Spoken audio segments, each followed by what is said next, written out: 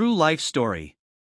He was a clean-cut med student with a dark secret, and his double life would end in tragedy before justice was ever served. In the spring of 2009, Boston was buzzing with fear.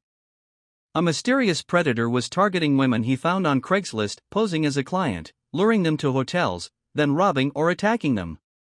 But when one of his victims ended up dead, the story went national.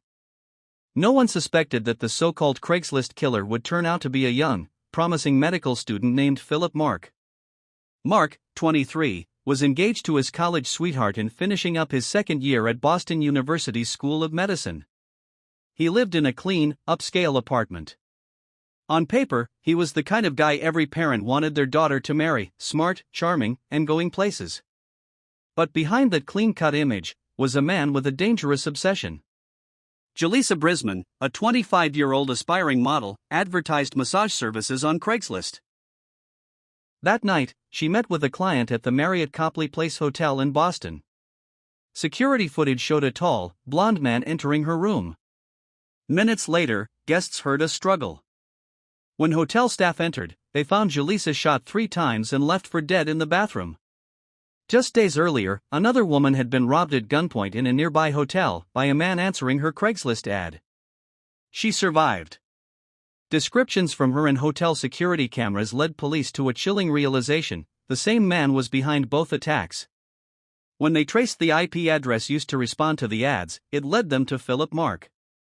On April 20, 2009, just 6 days after Jaleesa's murder, Mark was arrested with his fiancée in the car, en route to Foxwoods Casino.